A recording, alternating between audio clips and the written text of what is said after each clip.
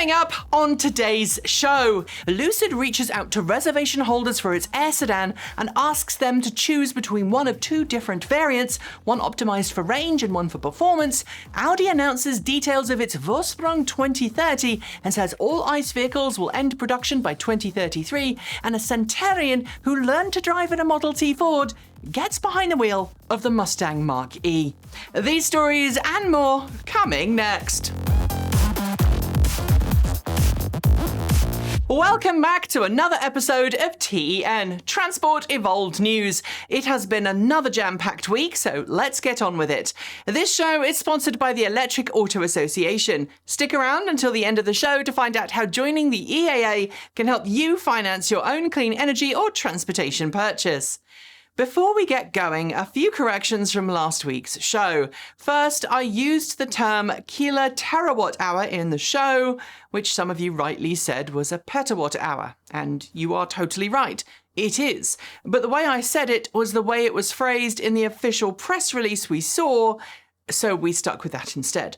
Second, I referred to the green steel shipment as coming from Saab, which of course was incorrect. It was SSAB, and I'm going to blame that one on mild dyslexia on my part. Sorry. We've been waiting for the Lucid Air sedan to finally begin deliveries for some time now, especially after I got a chance to ride in a beta prototype back in the spring.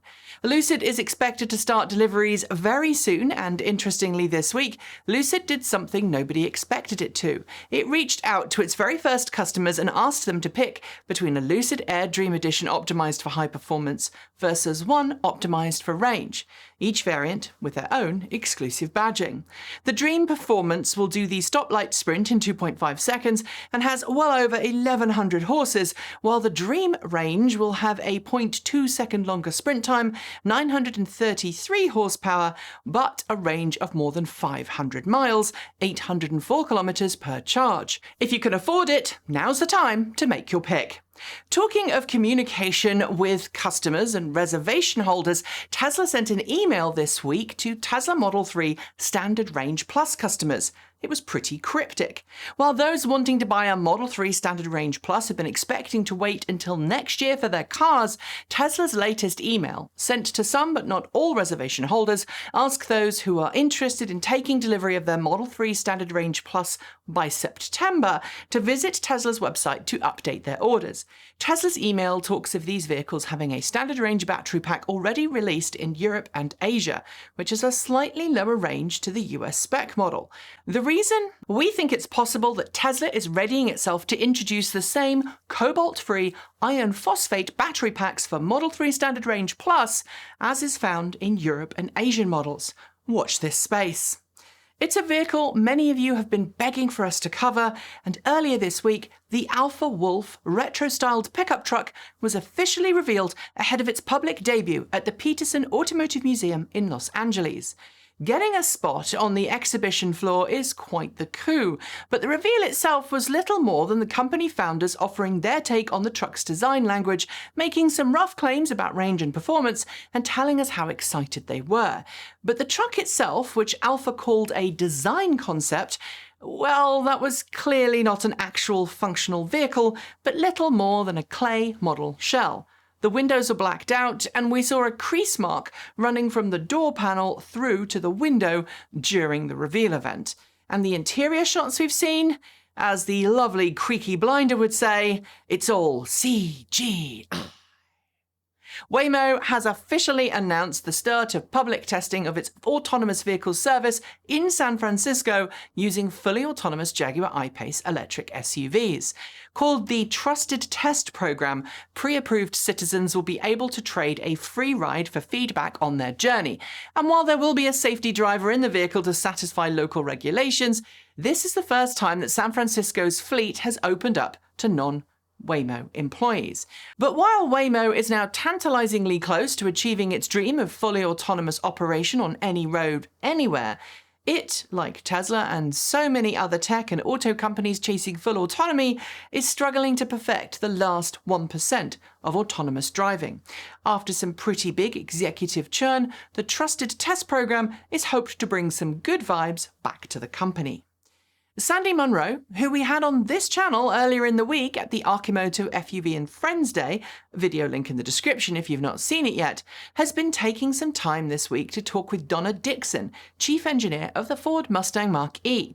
In addition to getting some time testing the Blue Cruise semi-autonomous driver assistance feature, something Munro didn't seem super impressed by, Dixon told Munro that Ford is busy implementing some changes to its 2022 model year Mach-E's that will result in a mild range increase. While exact figures weren't given, some hints have been dropped that suggest Ford is working to clear up some of the mass of cooling pipes under the frunk. This would simplify parts and lower both cost and weight. When we have more, we'll share. For years, supporters of hydrogen fuel cell electric vehicles have told us that the rollout of hydrogen filling stations across the world will make filling up a hydrogen fuel cell car easy, convenient, and far faster than charging up a battery electric vehicle. In the last few years, as Toyota, Honda, and Hyundai have struggled to push expansion of the number of commercially available fueling stations, we've had some pretty big horror stories about customers being stranded or even given loaner hybrids for long periods of time due to local filling stations breaking down. And this week, we decided to find out just how bad things had got by checking out the California Fuel Cell Partnership after learning that, yet again, supply chain problems were shutting down stations. Right now, more than 1/2 of all hydrogen fueling stations in the Golden State are offline, and it appears to be getting worse, not better. In order to see more electric vehicles on the road, we need to see more customer choice in the marketplace, both in terms of vehicle styles and specifications, but also price points. But while the prices of electric vehicles are steadily dropping in China as more and more options appear to be on the market for buyers to take advantage of, the exact opposite is happening in the US and in Europe. Thus says JATO Dynamics. It's just produced a new report in which it says that the average price of EVs in China has dropped by 47% over the last 10 years, while the average new price of EVs in Europe and the US have risen by 28% and 38% respectively. It is a sad statistic which, if not reversed, means we've got zero hope of making electric vehicles truly affordable for everyone. Unless you've been sitting under a rock for the last 6 months, you'll probably know that demand for the Ford F-150 Lightning, Ford's first all-electric F-150, but not its first electric pickup, has been pretty high since its reveal this spring. So much so, in fact, that Ford has had to rush to change production plans for the same, committing to spending an additional $850 million, doubling its production. Sadly, only 15,000 trucks will be made in the first year, but Ford now aims to produce 55,000 F-150 Lightning trucks in 2023. By 2025, when the second-generation F-150 Lightning will be launched, Ford is targeting just shy of 160,000 units per year. Right now, there are more than 120,000 reservation holders. I'm guessing that most car nerds are more than familiar with Audi's long-term marketing slogan, Vorsprung durch Technik, or to leap ahead through technology. But now it's getting a bit of a makeover in the EV age. Announced this week, Audi has unveiled its Vorsprung 2030 plan, a more substantial roadmap towards promised all-electric futures. Following on from its announcement a few weeks ago that from 2026 Audi will only introduce new models with all-electric drivetrains, the brand has confirmed that by 2033 the last of its combustion engine vehicles will end production. While that date is further away than we'd hope, Audi is keen to point out that by 2026 it hopes the majority of its new cars will already be electric. In a similar move, Mercedes-Benz confirmed this week that it will be dropping the number of engine variants it offers by 1/2 over the next few years. The reason? Tightening emissions regulations in Europe, which will now come into effect as the new Euro 7 standard. Building Euro 7 compliant internal combustion engines is proving pretty hard for all automakers, and so many, like Mercedes-Benz and Audi, are just pivoting to electric drivetrains instead. While Euro 7 standards aren't global, it's believed that these changes will dramatically affect Mercedes-Benz offerings in other countries too, which frankly I think is a good thing. The faster automakers transition away from internal combustion engines, the better. And now it's time for short shorts. Ford has confirmed that it will launch a crate motor product for custom car fans at SEMA this year. Essentially the motor found in the Mustang Mach-E GT, the Illuminator motor won't actually come with anything else that you need to build an EV conversion. The Kia EV6, the first Kia to be built on the eGMP platform, will not be the only Kia EV we'll see new in the next few years, says Auto Express. It cites sources close to the company who say two new eGMP variants, the EV7 or EV8 and the EV4, will launch by 2024. Indonesia has launched a pilot project to convert internal combustion motorcycles to electric ones. The government says it wants to build the market for conversions and to reach 13 million converted electric motorcycles on its roads by 2036. Arizona battery company Sion Power says it's about to launch the Liceron large format pouch cell for use in EVs. It says its cell will offer 400 watt-hours per kilogram and 810 watt-hours per litre with a 15-minute rapid charge time to 80%.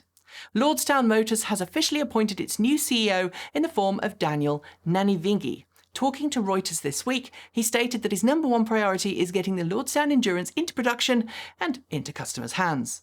Famed video game engineer John Carmack has begun to work with Tesla to help improve the performance of Tesla's newest over-the-air software update for older Tesla Model S and Model X cars. It started when Carmack reached out to Tesla with bug reports.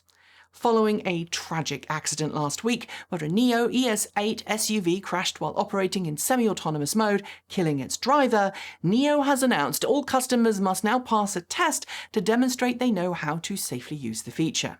That, frankly, is a move we all have to applaud. Mazda has officially priced its first electric car for sale in the US, the Mazda MX-30 EV, but at $33,470 starting MSRP, the 100-mile, 50-kilowatt DC quick-charging car is an objectively terrible buy. More bad news for LG Energy happened this week when a Volkswagen ID.3, which yes, does use LG Energy battery cells, caught fire unexpectedly in the Netherlands. Without an official report, we don't know what the cause was for sure, but it really doesn't look good. The US's largest public utility company, Tennessee Valley Authority, has announced it will switch out 1,200 of its fleet vehicles to electric ones by 2030. It currently has 3,800 service vehicles in its fleet. XPeng has celebrated producing its 50,000th P7 electric sedan, just 496 days after the car entered into production. That's quite the milestone and yet again highlights how quickly Chinese automakers are really stepping up. German Tier 1 parts supplier Bosch has sounded a major warning bell across the entire auto industry, stating that the semiconductor supply chains that the auto industry relies on are now well and truly broken. This could spell much more trouble ahead. A class action lawsuit has been filed against General Motors for what it says is a faulty blind spot monitoring system in the Chevrolet Bolt EV. The plaintiff claims the system often shows vehicles in the blind spot system that aren't actually there. Opel has officially launched its own version of the Citroën Ami. It's called the Opel Rock-E. Essentially the same car underneath, since both companies are part of Stellantis, the Rock-E will be priced later this year, with Opel promising that it will be competitive. A Tesla Model Y, which appeared to catch fire in Texas earlier this year, was cleared of suspicion this week after it self-vindicated itself. How? On-board footage from the car's Sentry mode shows that the fire started in the house it was parked next to, and not the car. It only spread to the car. The Yara Birkeland, the world's first fully autonomous all-electric shipping container vessel, will make its maiden voyage before the end of the year. The ship is currently undergoing its final stages of testing before carrying out that first maiden voyage in Norway.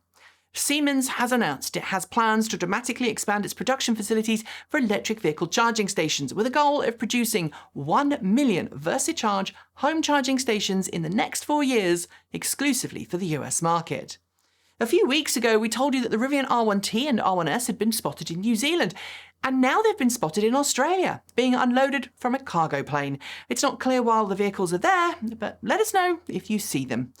There are lots of Tesla owners and fans in the state of Alaska, but to date, not a single supercharger has been available for them to use. But now that's changing, thanks to a new supercharger being constructed just south of Anchorage. Cupra has been teasing another new electric vehicle this week, ahead of its debut at the Cupra Urban Revel concept during IAA next month. The car won't enter production until 2025, but we can already tell it's going to be very sporty. Volta Trucks has been sharing progress of its engineering prototype Volta Zero undergoing testing. It's essentially a cab-on chassis, and the prototype looks nothing like the sleek Volta Zeros we've seen in photos. But hey, it is progress. As the Hyundai Ioniq 5 enters into markets around the world, we're starting to see initial crash test results come in for the same. And this week we heard about the car's 92.1 out of 100 score in the Korean NCAP tests. Nice.